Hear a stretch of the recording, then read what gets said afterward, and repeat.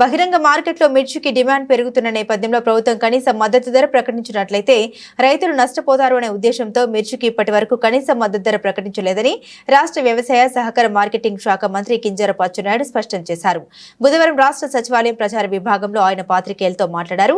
Sri Lanka, China, Malaysia తదితర దేశాలకు మనం మిర్చి ఎగుమతి అయ్యేదని, అయితే ఆయా దేశాలు సొంతంగా మిర్చి పంట సాగు చేసుకోవడం వల్ల మిర్చి ఎగుమతులు చాలా తగ్గిపోవడం వల్ల మిర్చి రేటు తగ్గిందన్నారు. కానీ ప్రస్తుతం చైనాలో మిర్చి పంట సరిగా లేకపోవడం వల్ల మళ్లీ ఆ దేశం మన మిర్చి పంటపై ఆధారపడే పరిస్థితులు ఏర్పడ్డాయని, ఫలితంగా మిర్చి ధరలు భారీగా పెరిగే పరిస్థితులు నెలకొన్నాయని మంత్రి తెలియజేశారు.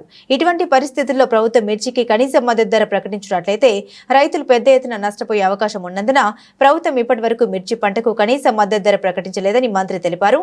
లాభదాయకతను దృష్టిలో పెట్టుకుని రైతులు కొంతమంది పత్తి, మొక్కజొన్న, కందులు తదితర ప్రత్యామ్నాయ పంటల వైపు మారటం వల్ల ఈ ఏడాది దాదాపు 2 లక్షల ఎకరాల్లో మిర్చి సాగు తగ్గిందన్నారు. ఈరోజు ఏ పంటకి ఇబ్బంది వచ్చినా, మొన్న కందులకి ఇబ్బంది వస్తే నాఫెడ్ని దించుకున్నాం. టమాటా ధర తగ్గిపోతే మార్కెట్ కమిటీల ద్వారా ఒక రేట్ ఫిక్సేషన్ చేసి టమాటాలు కొని మార్కెట్ యార్డుల ద్వారా, రైతు బజార్ల ద్వారా అమ్మక చేశాం. ఇవన్నీ ఈ 8 మాసాల్లో ఎరువులు ఎక్కడైనా సరే లేవని చెప్పి ఎవరైనా చెప్పారా? బఫర్ స్టాక్స్ పెట్టాం.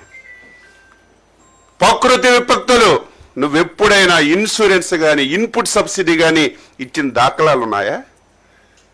మేము అధికారం వచ్చిన తర్వాత 5 సార్లు సైక్లోన్లు వచ్చాయి, తుఫాన్లు వచ్చాయి. వెంటనే ఎన్యూమరేషన్ చేసి ఈస్ట్ వెస్ట్ గోదావరికి వస్తే 34 కోట్లు ఇచ్చాం. ఈరోజు కృష్ణా జిల్లాలో వరదలు వస్తే 20 రోజుల్లో ఎన్యూమరేషన్ చేసి రైతుకి, కౌలు రైతుకి డబ్బులు ఇచ్చింది మా ప్రభుత్వం కాదు, ఒక్కసారి నువ్వు చెప్పమని చెప్పి ఈ సందర్భంగా కోరుతున్నాను.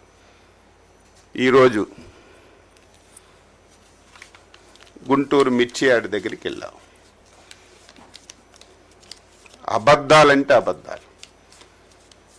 అసలు ఎవడైనా నవ్వుకుంటాడని కూడా చూడకుండా ఇప్పుడే ఆకాశం నుంచి వచ్చినటువంటి వ్యక్తిగా మాట్లాడుతున్నాం. జగన్మోహన్ రెడ్డి, మాకంటే ముందు 5 సంవత్సరాలు ఈ రాష్ట్రానికి నువ్వు ముఖ్యమంత్రి. గుంటూరు మిర్చి యార్డ్ ఇప్పుడే పుట్టలేదు, నువ్వు ముఖ్యమంత్రి ఉన్నప్పుడు పుట్టింది. అంతకుముందు చంద్రబాబు నాయుడు గారు ముఖ్యమంత్రిగా ఉన్నప్పుడు కూడా గుంటూరు మిర్చి యార్డ్ ఉంది. దాని చరిత్రను ఒకసారి తెలుసుకోకుండా ఇష్టానుసారంగా చెప్పిందే చెప్తే, అబద్ధాలు చెప్తే, ఒక పనికి మాలిన పేపరు, టీవీ ఉందని స్క్రోలింగ్ లేస్తే ప్రజలు నమ్ముతారు అనుకుంటే నీ అవివేకం అని చెప్పి నేను ఘంటాపదంగా చెప్పదలిచాను. ఈరోజు మిర్చి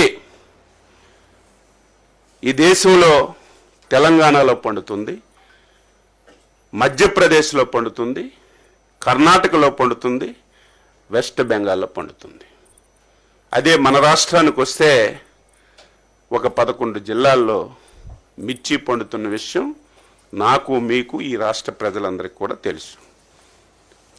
మిర్చి మాట్లాడితే